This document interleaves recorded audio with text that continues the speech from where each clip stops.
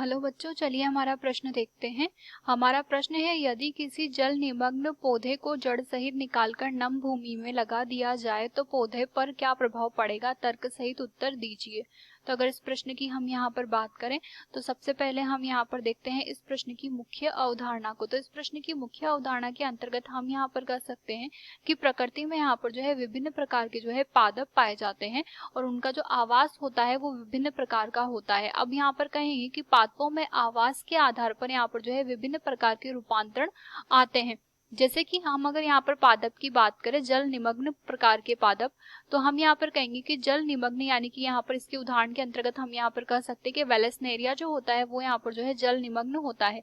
तो जो वेलेस्नेरिया होता है इसके अंतर्गत हम यहाँ पर कह सकते हैं कि सबसे पहले तो यहाँ पर जो जल निमग्न पादप होते हैं उनकी विशेषता होती है कि इन पादपों की जो पत्तियां होती हैं इनमें यहाँ पर जो है क्यूटिकल की कमी होती है, यानी कि क्यूटिकल का जो आवरण होता है वो यहाँ पर बहुत ही पतला होता है। तो क्यूटिकल का आवरण यहाँ पर बहुत ही ज्यादा पतला होगा।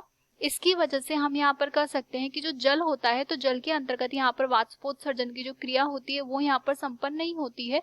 तो वाष्पन की क्रिया यहाँ पर संपन्न नहीं होती है, तो इस वजह से हम कहेंगे कि क्यूटिकल का आवरण यहाँ पर पतला हो सकता है।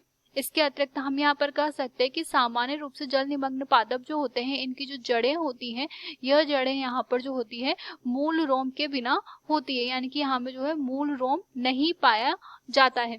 अब अगर हम यहाँ पर बात करें नम भूमि की, तो सामान्य रूप से जो नम भूमि वाले जो पादप होते हैं उनके अंतर्गत हम यहाँ पर कहेंगे कि कुछ विशिष्ट प्रकार की विशेषताएं पाई जाएगी। जैसे कि बाह्य वातावरण में वाष्पन की क्रिया बहुत ज्यादा होती है, तो इसकी वजह से हम कहेंगे कि इनकी जो पत्तियां होती हैं उन पत्तियों में यहाँ पर जो है क्यूटिकल का जो आवरण होता है, यह क्यूटिकल का आवरण जो है यहाँ पर मोटा होता है, जो कि वाष्पोत्सर्जन की क्रिया में यहाँ पर जो है सहायता प्रदान करता है।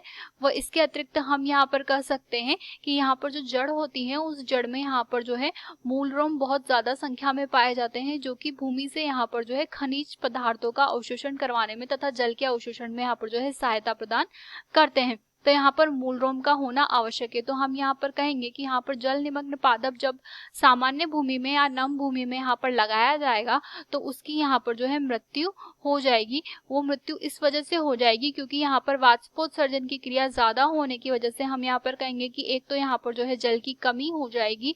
इसके अतिरिक्त हम यहाँ पर कहेंगे कि यहाँ पर मूल रोम की अनुपस्थिति की वजह से जल का अवशोषण भी संभव नहीं हो पाएगा। तो जल का अवशोषण संभव नहीं होने की वजह से जल की कमी होगी और जल की कमी होने की वजह से यहाँ पर पादप की जो है मृत्यु हो जाएगी। आशा करते हैं आपको ये प्रश्न समझ आया होगा। धन्यवाद।